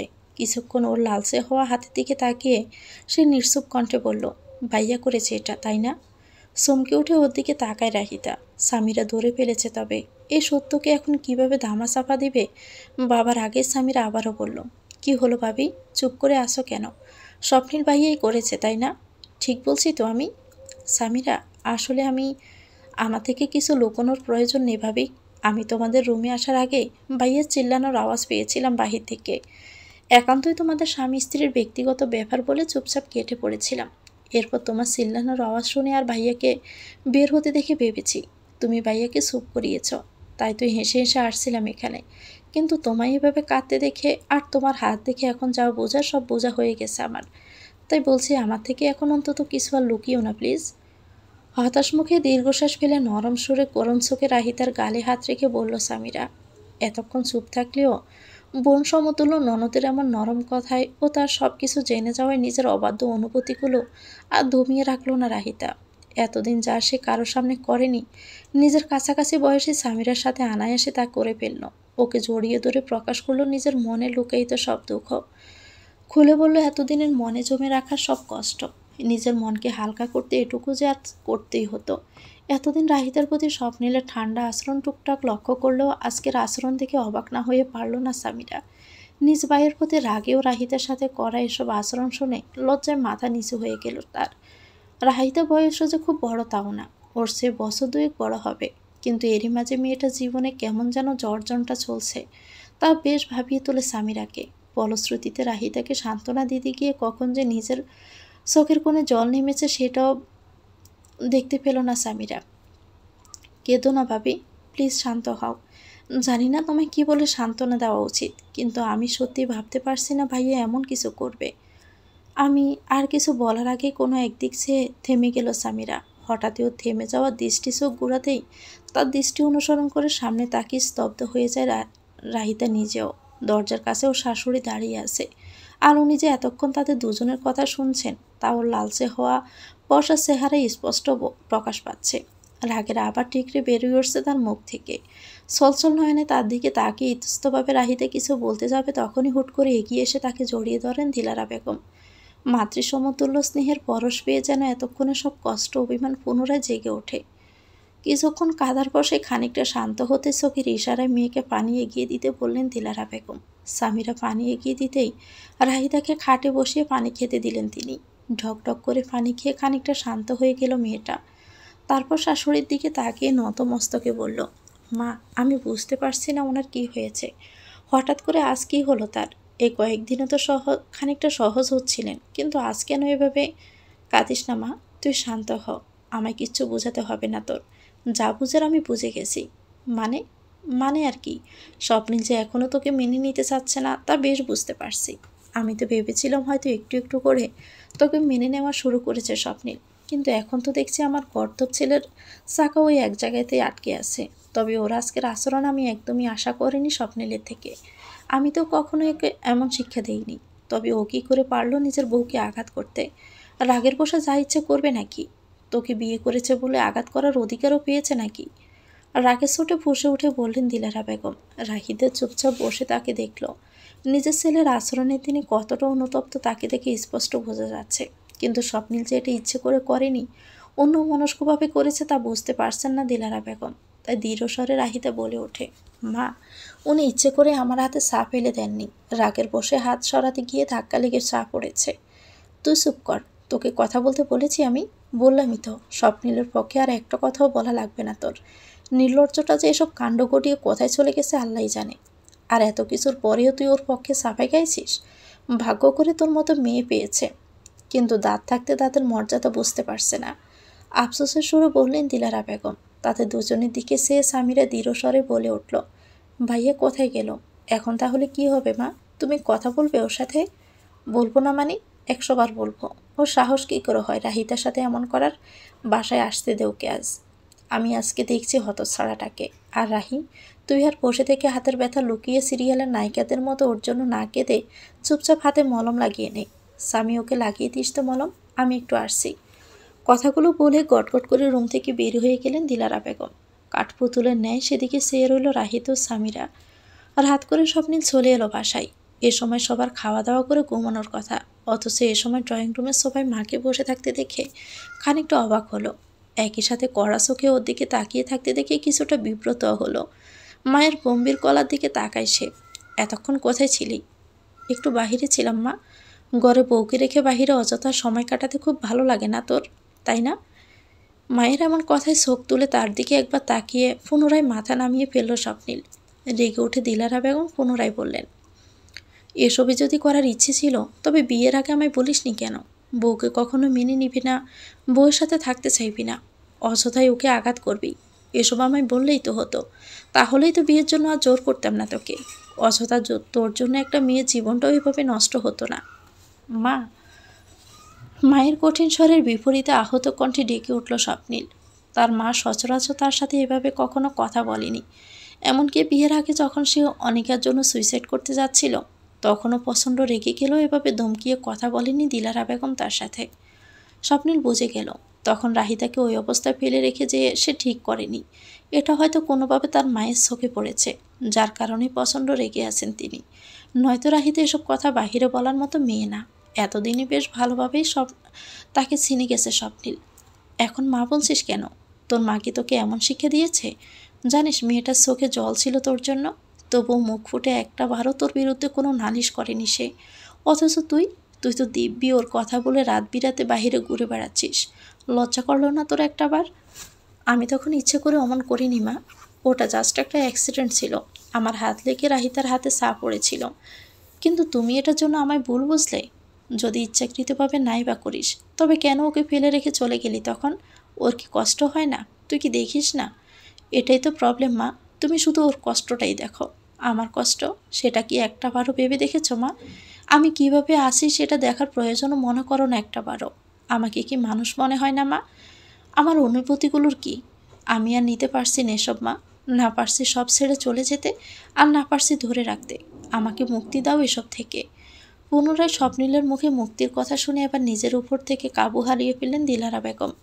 আসমকায় ঠাস করে সর লাগিয়ে দিলেন ছেলের গালে। জীবনে প্রথমবার মায়ের হাতে সর খেয়ে হতভম্ব হয়ে তাকিয়ে আসছে স্বপ্নিল। সামিরা ও রাহিতা মাত্র তখন সিঁড়িতে এসে দাঁড়িয়েছে।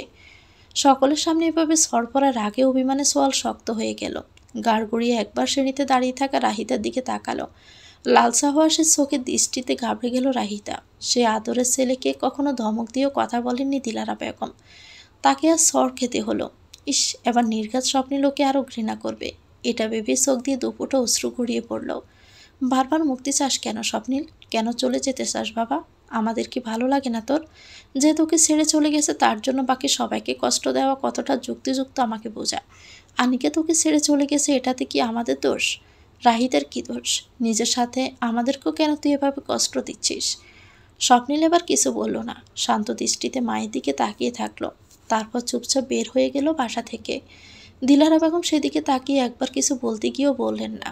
আজ হয়তো আবেগের বশে ছেলেটাকে একটু বেশি বলে ফেলেছেন, কিন্তু এই আঘাতটা দেওয়া দরকার ছিল স্বপ্নিলকে। হয়তো সে উপলব্ধি করবে না তার আচরণে কীরূপ প্রভাব পড়েছে তার সাথে জড়িত বাকিদের জীবনে। স্বপ্নিল চলে যেতেই পুনরায় সোফায় বসে পড়লেন দিলারা বেগম। কপালে হাত ঠেকিয়ে ব্যথিত কণ্ঠে বলে উঠলেন, আজ আমি জীবনে প্রথমবার হাত উঠিয়েছি আমার ছেলের উপর। ওর কষ্ট দেখে বুকটা পেটে গেলেও তখন রাগের বশে কখন মেরে বসেছি নিজেও টের পাইনি রে মা। ছেলেটা আমার এমনিতেই কষ্ট আছে, এখন তো নির্ঘাত আমার উপরে অভিমান করবে। আমার জন্যে বিয়েটা করলো আর আমার থেকে এত কিছু শুনলো, কিন্তু আমিও বা কী করবো বল? ওর কষ্ট আর সহ্য হচ্ছিল না আমার। আনিকের মারা যাওয়ার পর থেকে আমার কাছ থেকে দেখেছি ওর কষ্ট পেতে। প্রতিদিন রাতে ওর ছাদে একা কাটিয়ে দেওয়া, ওর লালসে চোখা ছাদে পড়ে থাকা সিগারেটের টুকরোগুলো আমায় রোজ মনে করিয়ে দিত আমার ছেলেটা কতটা নিঃসঙ্গতায় ভুগছে। এটা কি আমার ভুল ছিল বল? কিন্তু ছেলেটা আমায় বুঝলই না। এমনিতে আমার উপর চাপা অভিমান ছিল ওর। আজ হয়তো অভিমানের পাল্লাটা আরও ভারী করে দিলাম। শাশুড়ির মুখে এমন কথা শুনে জলের চোখে টাইটম্বুর হলো রাহিতার। পাশে দাঁড়ানো সামিরারও। সে নিজেও তার ভাইয়ের এমন করুণ দশার সাক্ষী। তাই তো চেয়েছিল রাহিতাকে মেনে নিয়ে সুখে থাকুক তার ভাই। কারো কোনো দোষ নেই, সকলে যে নিজ নিজ অবস্থান থেকে পরিস্থিতির শিকার। ফলশ্রুতিতে সবাই একে অপরকে ভুল বুঝছে। এই ভুল বোঝাবুঝির জট কবে খুলবে? তো ভিউয়ার্স, গল্পটির নাম হচ্ছে মত বিনিময়। এটা গল্পের প্রথম অংশ। পরবর্তী অংশ পেতে চ্যানেলটিকে সাবস্ক্রাইব করে আমাদের সাথে থাকবেন। আল্লাহ।